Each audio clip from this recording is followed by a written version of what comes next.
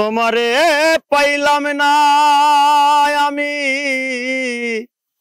আমার তাতে দুঃখ নাই।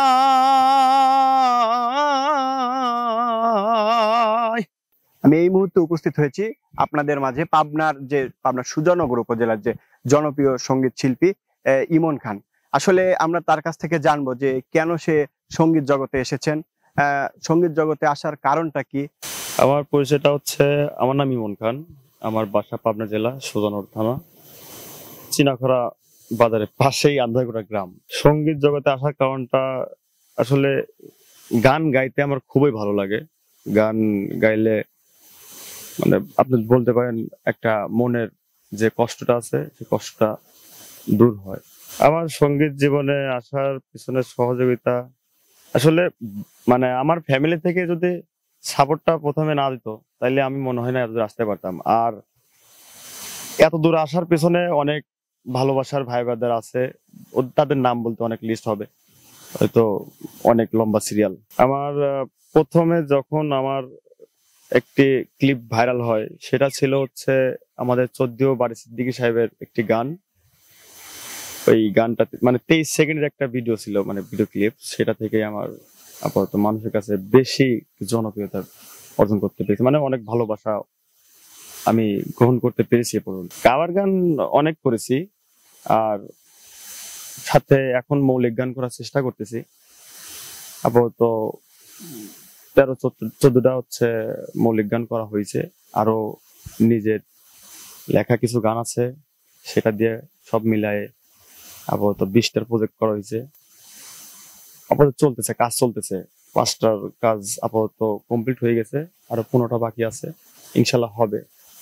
এখন বর্তমান ট্রেন্ডিং এ আছে আমাদের 14 মল্লিক রাসেল ভাইয়ের লেখা এবং সুর করা প্রেম শিখাইয়া ছাইরা যাইবা কি কথা ছিল। তোমারে পাইলাম না আমি, আমার তাতে দুঃখ নাই।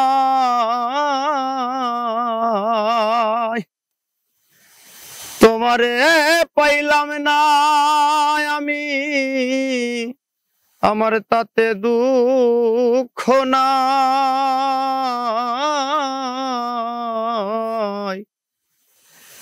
আমি যে তোমার হইয়াছি এই ভেবে সুখ পাই, আমি যে তোমার হইয়াছি এই ভেবে সুখ পাই।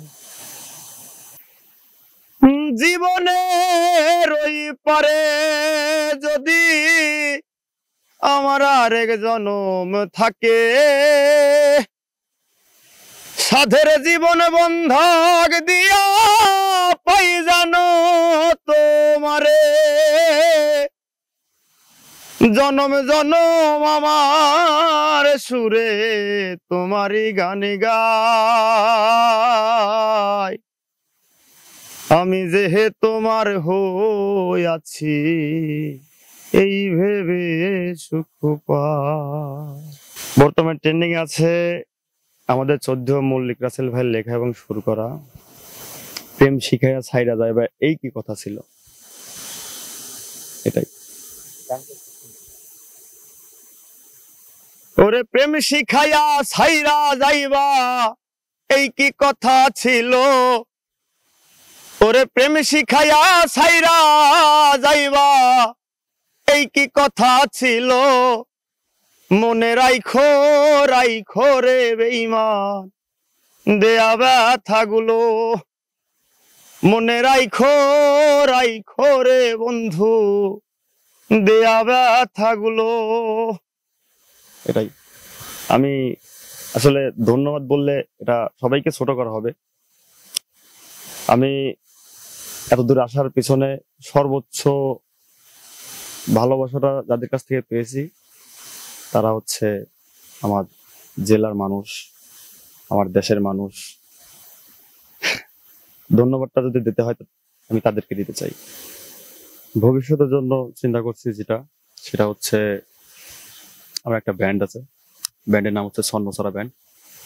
ব্যান্ডে আপাতত 7 জন সবাই মিলে আছি।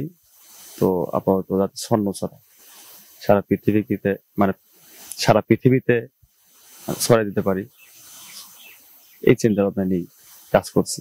ইনশাল্লাহ দেখা যাক। আসলে সরকারের সহযোগিতা যদি পাইতাম তাহলে আমাদের পক্ষে পথ চলতে আরো সুবিধাজনক হইত, এটাই। আমি পাবনা থেকে সরাসরি ইমন খানকে নিয়ে আপনাদের সঙ্গে যুক্ত ছিলাম। আসলে তিনি সঙ্গীত জগতে আসার কারণটা কিন্তু আমাদেরকে জানিয়েছেন।